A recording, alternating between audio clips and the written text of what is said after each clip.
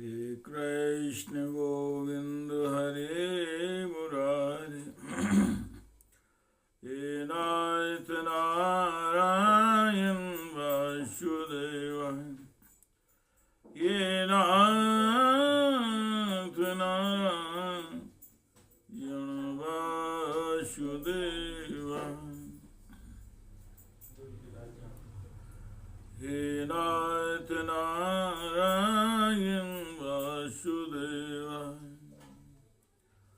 श्रीमद्भागवत जी का मूल पाठ अष्टम स्कंद का अष्टमो अध्याय। समुद्र से अमृत का प्रकट होना और भगवान का मोहिनी अवतार ग्रहण करना। ओम श्री शुकवाच विलोकयन्ति निर्वध्यमत्मना पदं ध्रुवं चाव्यभिचारे सद्गुणम् गन्धर्वयक्षासुरसिद्धचारण त्रैविष्टुपेयान् विन्दत नूनं तपो यस्य नामन्यो निर्जयो ज्ञानम् क्वचित् तच्च नासङ्गवर्जितम्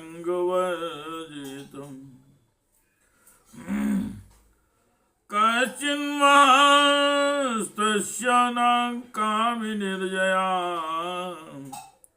सा ईश्वरा किं परतो विपाश्रया धर्मा क्वचित् तत्र नाभूत सौहृदं त्यागः क्वचित् तत्र नामुक्तिकारणम् वीर्यं नापुंसो अस्ति जवेग निष्कृतं नाहि द्वितीयो गुणसंगवर्जिता क्वाचिच्चिरायुर्नहि शीलमङ्गलं क्वचित् तदप्यस्ति नावेद्यमायशो यत्र भयं कुत्र चाशोऽप्यमङ्गला सुमङ्गला कश्चिदां काङ्क्षते हि माम्। वे चाहती थी कि मुझे कोई निर्दोष और समस्त उत्तम गुणों से नियुक्त अविनाशी पुरुष में से श्री माँ लक्ष्मी जी चाहती थी। समुद्र मंथन से श्री लक्ष्मी जी का उद्गम हुआ। वे चाहती थी कि मुझे कोई निर्दोष और समस्त उत्तम गुणों से नियुक्त अविनाशी पुरुष मिले तो मैं उसे अपना आश्रय बनाऊं, वरण करूं। परंतु गंधर्व यक्ष असुर सिद्ध चारण देवता आदि में कोई भी ऐसा पुरुष उन्हें न मिला। वे मन ही मन सोचने लगी कि कोई तपस्वी तो है, परंतु उन्होंने क्रोध पर विजय नहीं प्राप्त की है। किन्हीं में ज्ञान तो है, परंतु वे पूरे अनासक्त नहीं। कोई कोई है तो बड़े महत्वशाली, परंतु वे कामों को नहीं जीत सके। किन्हीं में ऐश्वर्य भी बहुत है, परंतु वह ऐश्वर्य ही किस काम का जब उन्हें दूसरों का आश्रय लेना पड़ता है। किन्हीं में धर्माचरण तो है, परंतु प्राणियों के प्रति प्रेम का पूरा बर्ताव नहीं करते। त्याग तो है, परंतु केवल त्याग ही तो मुक्ति का कारण नहीं। किन्हीं किन्हीं में वीरता तो अवश्य है, परंतु वे भी काल के पंजे से बाहर नहीं है।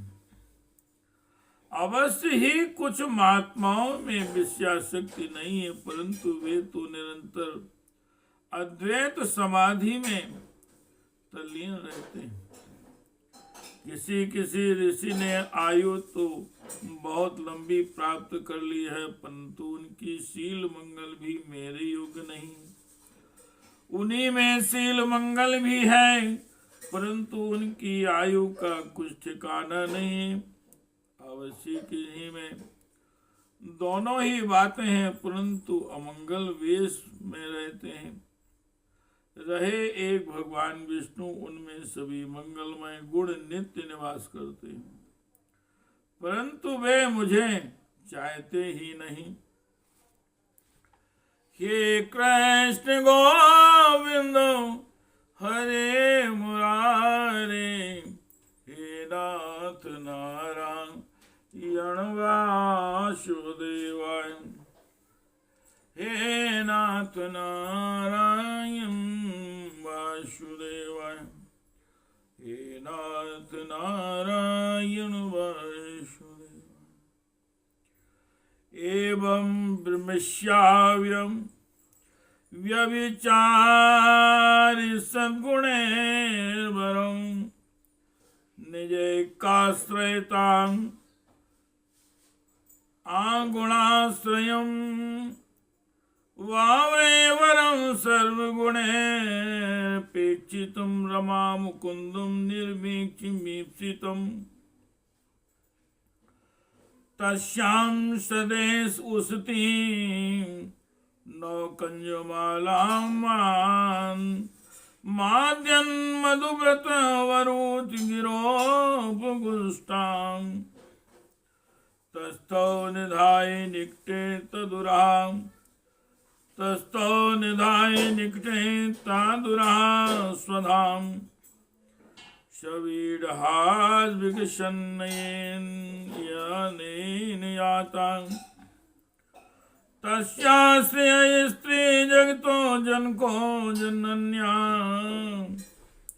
वक्षो निवासं करोति परमं विभूते श्री स्वाहा प्रजा करुणीं निरीक्षणेन यत्र स्थितेन साधिपति स्त्रीलोकान् शंखतूय मृदंगानां वादित्राणां प्रतुष्वनां देवानुगानां शस्त्रीणां नित्यां गायतां भूत ब्रह्म रुद्रा गिरो मुख्यान् सर्वे विश्वसृजो विभुम् ईडिरे आवित थैर मंत्र स्थलिंगे पुष्पो वर्षिना। इस प्रकार सोच विचार कर अंत में श्री लक्ष्मी जी ने अपने चिर अभिष्ट भगवान को ही वर के रूप में चुना, क्योंकि उनमें समस्त सद्गुण नित्य निवास करते हैं। प्राकृत गुण उनका स्पर्श नहीं कर सकते और अणिमा आदि समस्त गुण उनको चाहा करते हैं, परंतु वे किसी की भी अपेक्षा नहीं रखते। वास्तव में लक्ष्मी जी के एकमात्र आश्रय भगवान ही हैं। इसी से उन्होंने उन्हीं को वर्ण किया। लक्ष्मी जी ने भगवान के गले में वह नवीन कमलों की सुंदर माला पहना दी, जिसके चारों ओर झुंड के झुंड मत वाले मधुर गुंजार कर रहे थे। इसके बाद लज्जा पूर्ण मुस्कान और प्रेम पूर्ण चितवन से अपने निवास स्थान उनके वक्षस्थल को देखती हुई वे उनके पास ही खड़ी हो गईं। जगत पिता भगवान ने जगत जननी समस्त संपत्तियों की अधिष्ठात्र देवता लक्ष्मी जी को अधिष्ठान देवी लक्ष्मी जी को अपने वक्षस्थल पर ही सर्वदा निवास करने का स्थान दिया। लक्ष्मी जी ने वहां विराजमान होकर अपनी करुणा भरी चितवन से तीनों लोकपति और अपनी प्यारी प्रजा की अभिवृद्धि की। उस समय शंख तुरही मृदंगादि बाजे बजने लगे, गंधर्व अप्सराओं के साथ नाचने गाने लगे। इससे बड़ा भारी शब्द होने लगा। ब्रह्मा रुद्रंगिरा आदि सब प्रजापति पुष्प वर्षा करते हुए भगवान के गुण स्वरूप और लीला आदि के यथार्थ वर्णन करने वाले मंत्रों से उनकी स्तुति करने लगे। हे कृष्ण गोविंदो हरे मुरारे, हे नाथ नारायण वासुदेवाय, श्रिया विलोकिता देवा सा प्रजापत्या प्रजा, शीलादिगुण संपन्नाले विने निवृत्तं पराम, ने सत्पालोलुपा राजन निरोद्योगांगत्रपा, यदा चोपेक्षिता लक्ष्म्यां बभूवुर्देतिदानुमां, अथासीद वारुणी देवी कन्या कमललोचना, असुरा जग्रहुस्तां वै हरेरनुमतेन ते, अतो दिदेर्मथ्यामानात् काशपैर्मृतार्थिभिः, उदतिष्ठन् महाराज पुरुषा परमान्भुता, दीर्घ पीवन दौर दंडा कंबुग्रीवो अरुणेक्षणा, श्यामलस्तरुणा शुश्रग्वी सर्वाभरणभूषिता, पीतवासा महोरस्कः शुम्रष्टमणिकुण्डला, स्निग्ध कुंचित केशांत शुभगा सिंह विक्रमा, अमृता पूर्ण कलशं बिभ्रद्ध वलय भूषिता, सा वै भगवता साक्षात् विष्णुर्हंसासंभवा।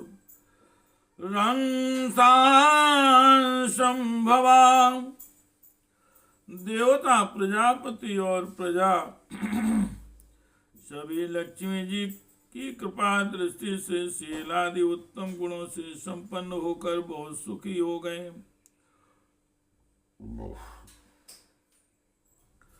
परीक्षित, इधर जब लक्ष्मी जी ने दैत्य और दानवों की उपेक्षा कर दी, तब वे लोग निर्बल अधोग रहित निर्लज्ज और लोभी हो गए। इसके बाद समुद्र मंथन करने पर कमल नयनी कन्या के रूप में वारुणी देवी प्रकट हुई। भगवान की अनुमति से दैत्यों ने उसे ले लिया। तदनंतर महाराज देवताओं और असुरों ने अमृत की इच्छा से जब और भी समुद्र मंथन किया, तब उसमें से एक अत्यंत अलौकिक पुरुष प्रकट हुआ। उसकी भुजाएं लंबी एवं मोटी थी, उसका गला शंख के समान उतार चढ़ाव वाला था और आंखों में लालिमा थी। शरीर का रंग बड़ा सुंदर सांवला था। गले में माला, अंग अंग सब प्रकार के आभूषणों से सुसज्जित थे। शरीर पर पीतांबर, कानों में चमकीले मणियों के कुंडल, चौड़ी छाती, तरुण अवस्था, सिंह के समान पराक्रम, अनुपम सौंदर्य, चिकने और घुंघराले वाल लहराते हुए उस पुरुष की छवि बड़ी अनोखी थी। उसके हाथों में कंगन और अमृत से भरा हुआ कलश था। वह साक्षात विष्णु भगवान के अंशांश अवतार थे। हे कृष्ण गोविंदो हरे मुरारे, हे नाथ नारायण वासुदेवाय, हे नाथ नारायण वासुदेवाय, हे नाथ नारायण वासुदेवाय। धन्वन्तरी रीति ख्यात आयुर्वेन्द्र द्रगे जिह्वा, तमालो क्या सुरासन में कलसम चामृतामृतम, लिप्सन्ता सर्वस्तूनि कलसम तरसाहरन्, नियवाने असुरे तस्मिन् कलसे अमृत भाजने। विषण्डो मनसो देवा हरिं शरणमायुः, इति तद्येन मालोक्य भगवान् भृत्यकां कृतं, मां खिद्यन् मनो अर्थं वा साधयिष्ये स्वामाया। मिथां कलिर्भूतेषां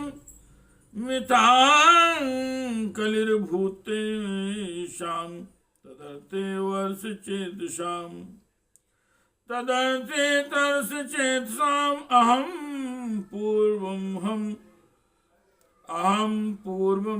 पूर्वं न त्वामिति प्रभो। देवासं वागमर्हन्ति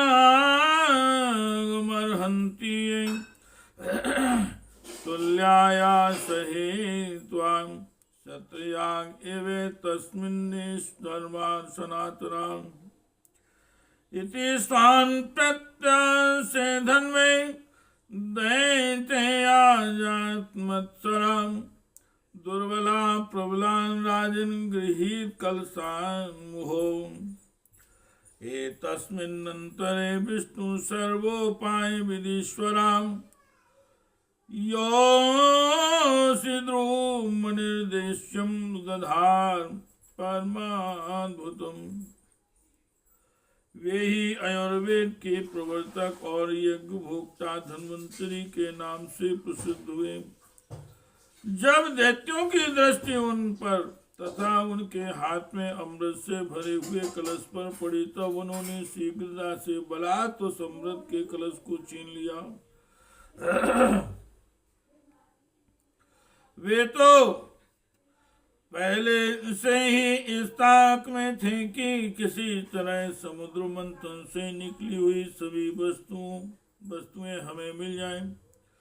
जब असुर उस अमृत से भरे कलश को छीन ले गए, तब देवताओं का मन विश्वास से भर गया। अब वे भगवान की शरण में आए। उनकी दीन दशा देखकर भक्तवांछा कल्पतरु भगवान ने कहा, देवताओं तुम लोग खेद मत करो, मैं अपनी माया से उनमें आपस की फूट डालकर अभी तुम्हारा काम बना देता हूँ। परिचित अमृत दो लोग दैत्यों में हूँ, उसके लिए आपस में झगड़ा हो गया। सभी कहने लगे पहले मैं पीऊंगा, पहले तुम नहीं।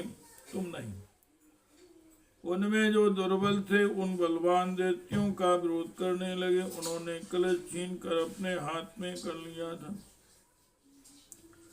वे ईर्ष्या व धर्म की दुहाई देकर उनको रोकने और बार बार कहने लगे कि भाई देवताओं ने भी हमारे बराबर ही परिश्रम किया है, उनको भी यज्ञ भाग के समान इसका भाग मिलना चाहिए।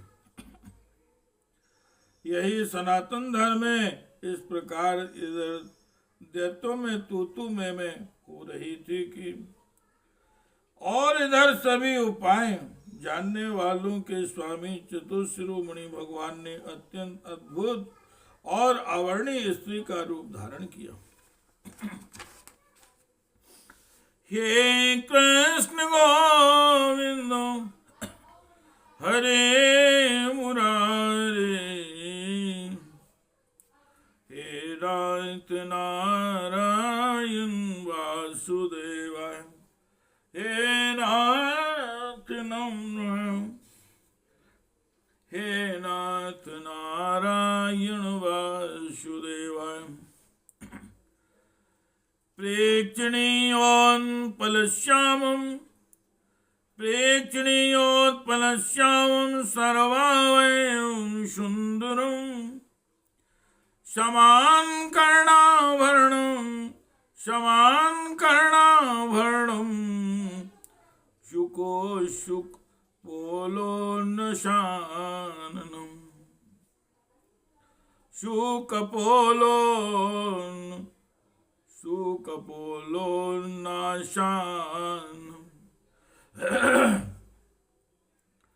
न यौवन्निर्वृत्तं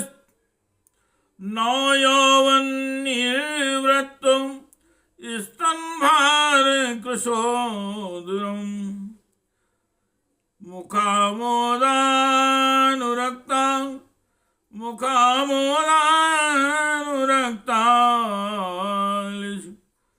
झङ्कारोद्विग्नलोचनम्, बिभ्रंस्त्वकेशुभारेण मालामुत्फुल्लमल्लिकां, सुग्रीवकण्ठाभरणं शुभजाङ्गं भूषितम्।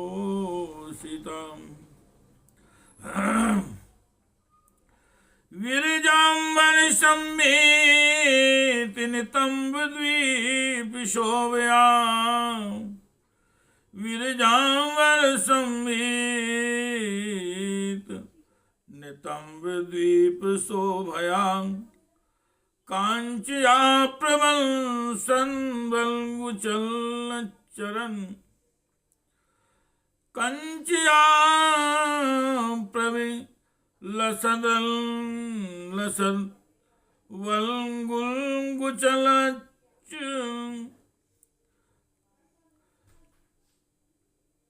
कांचा लसन वल्गुचलच्चरणनूपुरम्, सवीड स्मिन् विक्षिप्त भ्रूविलासावलोकने, दैत्योत्पचेतसो कामुद्दीप्यन् मुहुः। शरीर का रंग नील कमल के समान श्याम एवं देखने के योग्य था। अंग प्रत्यंग बड़े ही आकर्षक थे। दोनों कान बराबर और कर्ण फूल से शोभित थे। सुंदर कपोल, ऊंची नासिका और रमणीय मुख, नई जवानी के कारण स्तन उभरे हुए थे और उन्हीं के भार से कमर पतली हो गई थी। मुख से निकली हुई सुगंध के प्रेम से गुनगुनाते हुए भौरे उस पर टूटे पड़ते थे, जिससे नेत्रों में कुछ घबराहट का भाव आ जाता था। अपने लंबे केश पाशों में उन्होंने खिले हुए बेले के पुष्पों की माला गूंद रखी थी। सुंदर गले में कंठ के आभूषण और सुंदर भुजाओं में बाजूबंद सुशोभित थे। उनके चरणों के नूपुर मधुर ध्वनि से रुनझुन कर रहे थे और स्वच्छ साड़ी से ढके हुए नितंब द्वीप पर शोभायमान करधनी अपनी अनूठी छटा छिटका रही थी। अपनी सलज्ज मुस्कान, नाचती हुई तिरछी भौहें और विलासरी चितवन से मोहिनी रूपधारी भगवान दैत्य सेनापतियों के चित्त में बार बार कामोद्दीपन करने लगी। इसे श्रीमद्भागवते महापुराणे पारमहंस्यां संहितायामष्टम स्कंदे भगवान मायोपलम्बनम नामाष्टमो अध्यायः। हे कृष्ण गोविंद हरे मुरारे, हे नाथ नारायण वासुदेवाय, हे नाथ नारायण वासुदेवाय, हे नाथ नारायण वासुदेवाय, हे नाथ नारायण वासुदेवाय, हे